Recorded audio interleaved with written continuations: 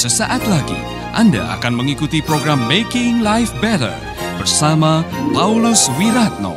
Selama 15 menit ke depan, Anda akan belajar membuat kehidupan lebih baik.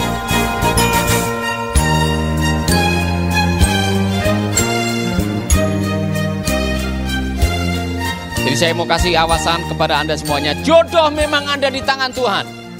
Tetapi untuk menemukannya perlu tangan saudara. Amin. Haleluya.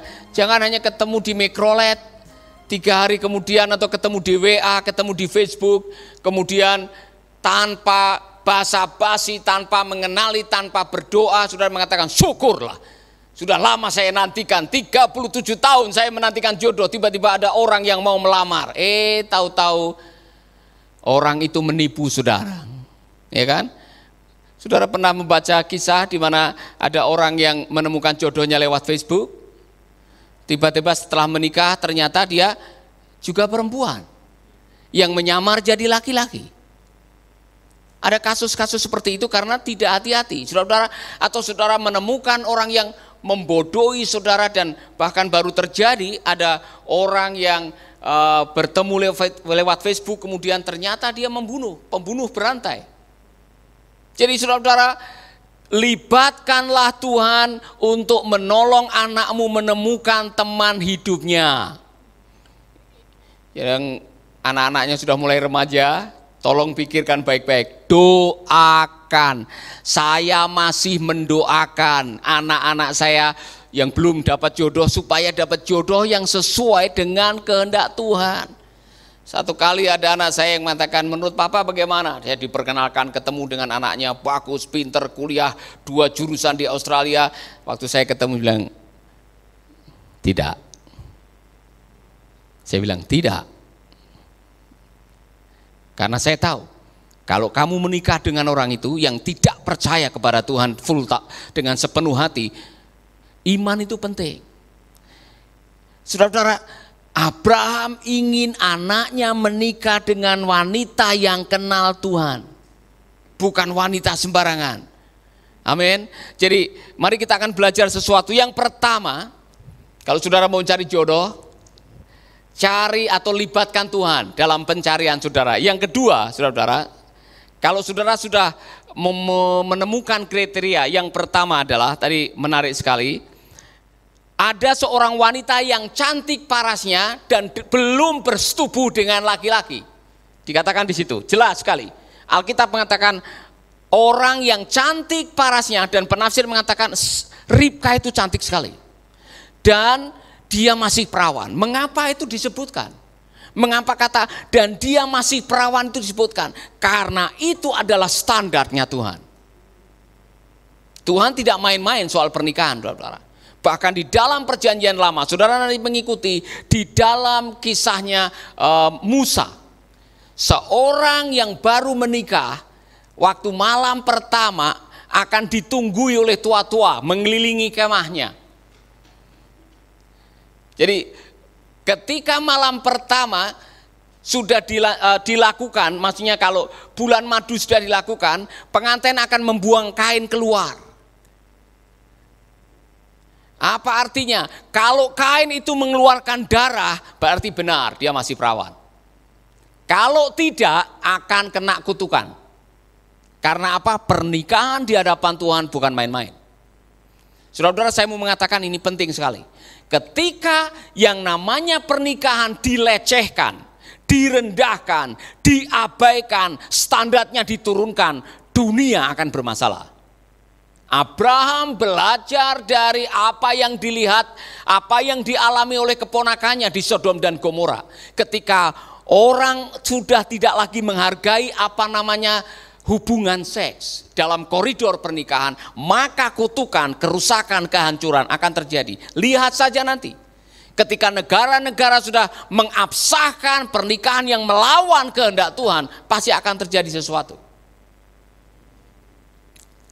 Jangan macam-macam. Saudara-saudara, saya pernah ketemu dengan seorang wanita yang memimpin sebuah kelompok namanya pro-life, anti-aborsi. Dia mengatakan orang-orang atau wanita-wanita yang hamil di luar nikah kemudian melakukan aborsi, banyak yang terkena kanker rahim atau kanker serviks atau kanker kandungan. Karena ada cara atau ada hukum Tuhan yang dilawan, pasti ada resikonya. Maka saya mengatakan kepada Anda semua yang mendengarkan, saudara mungkin marah dengan apa yang saya katakan, tapi ini firman Tuhan. Kalau memilih teman hidup, cari teman hidup yang cantik luar dalam. Ya, cantik parasnya, ganteng parasnya, tapi juga ganteng moralnya. Cantik wajahnya, cantik juga kelakuannya. Amin. Sebab kalau cantik hanya luarnya, kelakuannya tidak, saudara akan susah. Kecantikan suatu saat akan berubah. Amin. Yang kedua, bapak-bapak, ibu-ibu, kalau mencari jodoh buat anak saudara seperti Eliezer, cari wanita yang rajin. Jangan cari pria yang malas. Jadi si Eliezer bilang, saya akan tunggu. Kalau ada wanita yang datang memberi makan domba atau binatang-binatangnya dari sumur ini, pertama, orang yang bekerja. Anda masih bersama Paulus Wiratno di Making Life Better.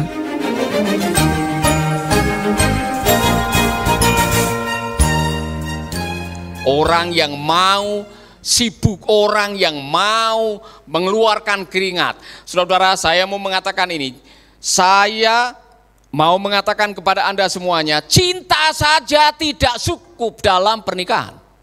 Mengandalkan cinta saja tidak cukup. Oh, yang penting cinta, Pak. Tidak, engkau tidak akan makan cinta. Kalau kamu sudah punya anak 2, anak 3, cinta saja tidak cukup. Saudara perlu makan, saudara perlu pakaian, saudara perlu papan atau tempat tinggal. Jadi dulu ada orang yang mengatakan yang penting cinta. Kami sudah mencintai. Jangan menikahi orang yang tidak punya income. Katakan amin. Makanya saudara-saudara, saya masih ingat Pak Miles Monroe mengatakan, Adam dan Hawa tidak diciptakan bersamaan. Adam duluan, setelah itu baru Hawa. Karena apa? Tuhan mau menyiapkan Adam. Tuhan mau memprepare atau mempersiapkan Adam menjadi seorang laki-laki yang bertanggung jawab. Caranya apa? Dikasih kerjaan. Kerjaannya apa? Kasih nama binatang-binatang. Artinya apa? Kalau mau cari jodoh buat pasangan Anda, jangan cari pengangguran. Ya kan? Anda yang berani mau mengambil anak orang, dan waktu ditanya status di dalam KTP pekerjaan, pengangguran. Kalau bisa dibatalkan. Cari orang yang bisa cari nafkah. Amin. Haleluya. Orang yang rajin. Apa yang dikatakan oleh kitab suci?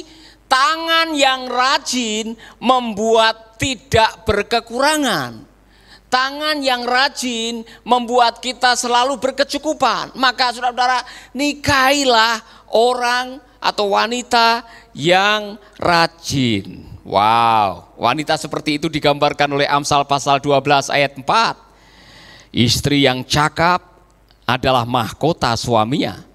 Tetapi yang membuat malu adalah seperti penyakit yang membusukkan tulang suaminya. Amsal 31. Saya harap semua wanita yang sedang menonton dan mendengarkan bisa merefleksikan dirinya. Dengar baik-baik, ini istri ideal, standarnya Amsal Sulaiman. Istri yang cakap, siapakah akan mendapatkannya? Ia lebih berharga daripada permata. Hati suaminya percaya kepadanya, suaminya tidak akan kekurangan keuntungan. Ia berbuat baik kepada suaminya dan tidak berbuat jahat sepanjang umurnya. Ia mencari bulu domba dan rami dan senang bekerja dengan tangannya. Suami yang mendapatkan istri yang rajin, dia diberkati oleh Tuhan. Tapi kalau engkau dapat istri yang kerjaannya bangun lagi, tidur lagi, bangun lagi, tidur lagi, anak-anakmu keleleran, orang Jawa bilang. Istri-istri yang malas bertobat. Amin. Semua istri yang ada di ruangan ini bilang haleluya. Ia serupa kapal saudagar dari jauh, ia mendatangkan makanannya. Ia bangun kalau masih malam, lalu menyediakan makanan untuk seisi rumahnya dan membagi-bagikan tugas kepada pelayan-pelayan perempuan. Istri adalah seorang manajer, ia seorang investor, ia seorang yang tidak akan diam kalau anaknya kelaparan.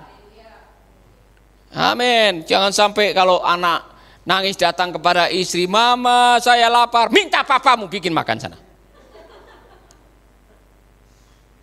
Bertobat, ya kan?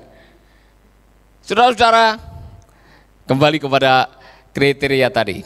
Libatkan Tuhan dalam mencari jodoh, cari wanita yang cantik luar dalam. Yang ketiga, cari yang rajin. Amin. Yang ketiga, apa yang membuat Eliezer memilih Ribka?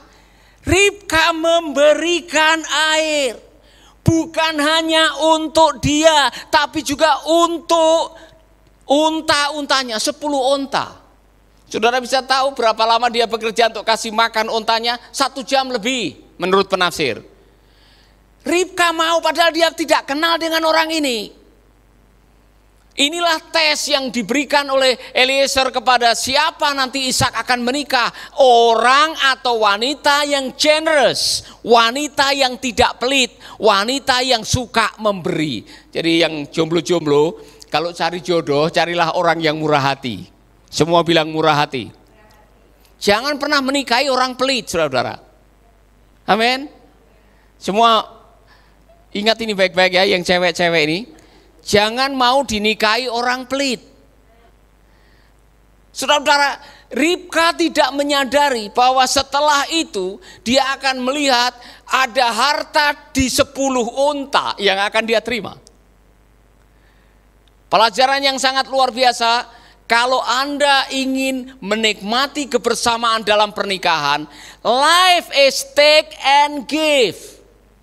Yang namanya hidup dalam pernikahan adalah take and give. Semua bilang take and give. Apa itu? Memberi dan menerima. Hidup adalah memberi dan menerima. Anda harus belajar untuk memberi. Memberi perhatian kepada pasanganmu. Memberikan kebutuhan emosi yang diperlukan oleh pasanganmu. Memberikan pertolongan, bahkan memberikan nyawa buat pasangan saudara. Saudara-saudara, kalau Anda punya pasangan hidup kok pelit, saya harus mendoakan saudara-saudara supaya pasanganmu berubah. Karena hidup ini hanya sekali.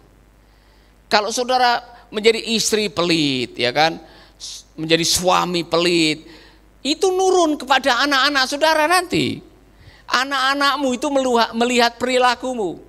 Jadi orang tua yang generous, orang tua yang murah hati, biasanya akan melahirkan anak-anak yang murah hati. Orang tua yang pelit, anak-anaknya bisa ikut pelit. Bertobat. Hei orang-orang pelit, bertobat. Karena rahasia untuk diberkati adalah memberi. Sahabat, Anda baru saja mendengarkan Making Life Better bersama Paulus Wiratno. Jika Anda diberkati, kirimkan kesaksian Anda ke Radio Dian Mandiri, Jalan Intan LC2, Gang 4 Nomor 1, Denpasar, Bali. Kunjungi website kami di pauluswiratno.com, Facebook Paulus Wiratno. Hubungi kami di 0811 3901 144 dan 0811 3901 140. Sekali lagi 0811 3901 144 dan 0811 3901 140. Anda juga bisa mendengarkan program Making Life Better ini melalui handphone Anda. Download aplikasinya di Play Store atau App Store. Sahabat, mari dukung program Making Life Better ini melalui rekening BCA 6690300525. Sekali lagi, rekening BCA 6690300525 atas nama Wiratno. Terima kasih, Tuhan Yesus memberkati.